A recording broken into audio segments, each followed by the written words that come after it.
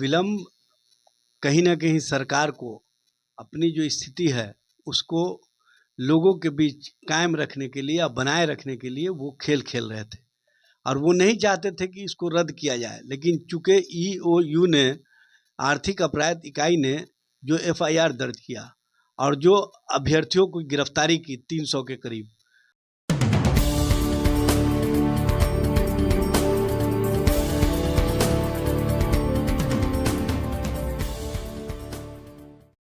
नमस्कार, मैं सोनम सिंह और अभी आप हमारे साथ जुड़े पटना दर्शन न्यूज में।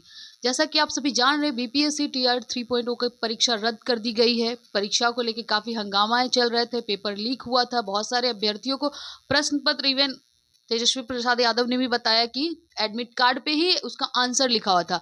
आखिर परीक्षा तो रद्द कर ही दिया गया, तो इतना विलम्ब क्यों किया गया? देखिए, विलम्ब कहीं ना कहीं सरकार को अपनी जो स्थिति है उसको लोगों के बीच कायम रखने के लिए या बनाए रखने के लिए वो खेल खेल रहे थे और वो नहीं चाहते थे कि इसको रद्द किया जाए। लेकिन चूंकि ईओयू ने, आर्थिक अपराध इकाई ने जो एफआईआर दर्ज किया और जो अभ्यर्थियों को गिरफ्तारी की 300 के करीब और जो सारे एविडेंस लाने का काम किया, उसके बाद इनको लगा कि भत पिट जाएगी और जो हमारी ही एजेंसी है उस एजेंसियों के जांच पर अगर हम सवाल खड़ा कर रहे हैं तो आगे अब कौन सी एजेंसी से हम जांच कराएंगे। इसीलिए वो इस तरह की राजनीति कर रहे थे और बीपीएससी को आगे करके कहीं ना कहीं चाहते थे कि अपना जनता के बीच में जो फेस सेविंग है उसको किया जाए। लेकिन उनको पता था कि जनता और जनता के बीच से जो आवाज़ें आ रही हैं वो स्पष्ट रूप से आ रही है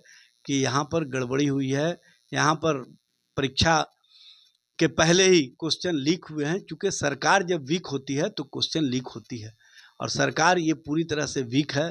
इस सरकार में कोई काम नहीं हो रहा है। सरकार में सिर्फ और सिर्फ कैसे अपना स्वार्थ साधा जाए, कैसे अपने आप को स्थापित रखा जाए, इसी में सारे मंत्री, सारे लोग लगे हुए हैं और मुख्यमंत्री जी सिर्फ और सिर्फ इस मामले पर अपने आप को स्थापित रखे हुए हैं कि चाहे कुछ भी हो जाए, हमको सत्ता में रहना, मुख्यमंत्री बने रहना, यही राजनीति है। और इसी राजनीति के कारण बिहार और बिहार के लोगों का नुकसान हो रहा है, ये स्पष्ट रूप से दिख रहा है। तो कहीं ऐसा तो नहीं है कि इस साल अभ्यर्थी ही नुकसान में पहुंचेंगे, चाहे कभी किसान कभी गरीब? इस साल स्टूडेंट के ऊपर वार होगा बीजेपी वालों की तरफ से। देखिए, ये तो स्पष्ट रूप से दिख रहा है ना, उनको नौकरी और रोजगार से कोई मतलब है नहीं। और जब भी कोई सरकार नौकरी या रोजगार देती है तो उसके खिलाफ ये साजिश शुरू कर देते हैं।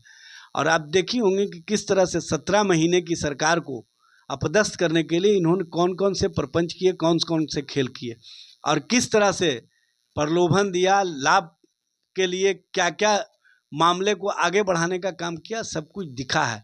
और बिहार का एक एक आवाम, एक एक नौजवान इस बात को समझ रहा है, इस बात को जान रहा है कि जो बिहार में सरकार बनी है एनडीए की, ये पूरी तरह से सत्ता और स्वार्थ की है, ठग और लोभी का है और ये कहीं ना कहीं जनता और जनता के हितों का ही नुकसान पहुंचाएंगे। और वो चीज़ जो हम लोग पहले से कहा करते थे कि जो डबल इंजन की सरकार बनेगी, ये डबल ट्रैक की सरकार है, ये जनता को पूरी तरह से डिरेल करने का काम करेगी, जनता के हितों को डिरेल करने का काम करेगी, जनता के सवालों पर ये सरकार खड़ी दिखाई नहीं देगी और वो स्पष्ट रूप से दिख रहा है।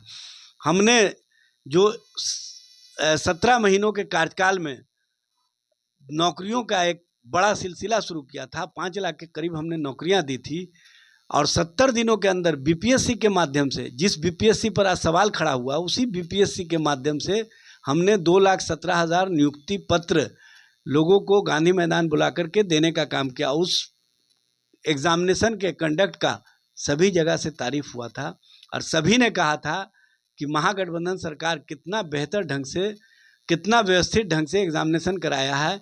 और इस पर भी विपक्षी पार्टी ने तो आरोप लगा ही दिया कि ये अपने ही लोगों को नौकरियां दी हैं, जिनका जमीन लिए, जिनके घर लिए, उनको ही नौकरी दी। भाई ऐसा है कि बीपीएससी के चेयरमैन बिहार के मुख्यमंत्री के द्वारा बहाल किए जाते हैं। बिहार के मुख्यमंत्री कौन है? जिसके साथ आज भारतीय जनता पार्टी है।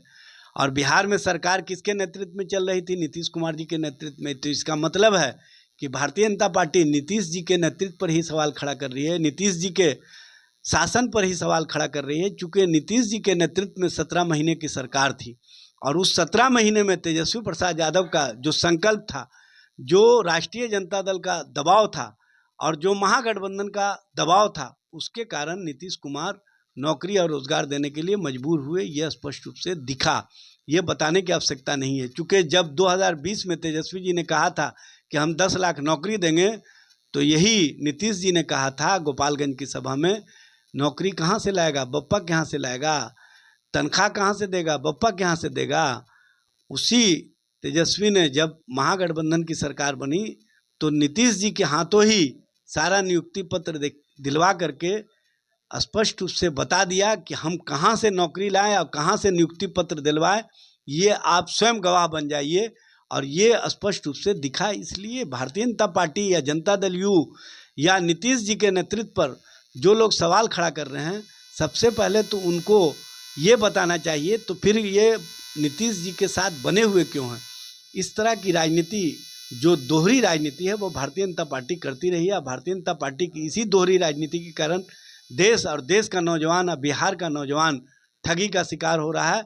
और इनको जुमला और भ्रम और धर्म की जाल में फंसा करके कहीं ना कहीं नफरत के राजनीति में और नफरत के माहौल में बनाए रखना चाहते हैं, ताकि रोजगार और नौकरी पर इनका ध्यान नहीं जाए। तो क्या ये लोग परीक्षा की तिथि चुनाव से पहले लेंगे या फिर परीक्षा को भी आगे चुनाव का एक एजेंडा बना के आगे रखेंगे? देखिए, ये चुनाव में इसका इस्तेमाल करेंगे और नौजवानों को बरगलाने का काम करेंगे, लेकिन अब बिहार का नौजवान इनके भ्रम में नहीं आने वाला है, इनके बरगलाने में नहीं आने वाला है, क्योंकि बिहार की जनता समझ चुकी है कि ये किस तरह की राजनीति करते हैं, किस तरह का खेल खेलते हैं। इसलिए इस तरह की राजनीति करने वाली भारतीय जनता पार्टी या जनता दल यू अपने ही मकड़ जाल में फंस चुकी है।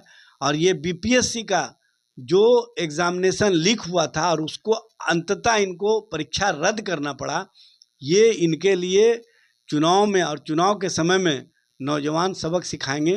क्योंकि नौजवानों को जिस तरह से इन्होंने प्रताड़ित किया है, जिस तरह से इन्होंने नौजवानों के साथ अन्यायपूर्ण व्यवहार किया है, वो नौजवान भूलने वाले नहीं हैं। और उसको नौजवान चुनाव के समय जब वोट डालने जाएंगे तो इस बात को याद करके कि तेजस्वी ही है जो नौकरी और रोज़गार दे सकता है। और ये दोनों, नौकरी और रोज़गार तो दूर की बात है, जब हम परीक्षा देते हैं तो उसको भी कहीं ना कहीं उस मकड़ जाल में फंसा देते हैं, ताकि उसको रद्द करके फिर नौजवानों को कहीं ना कहीं बेरोजगारी के आलम में रखा जाए।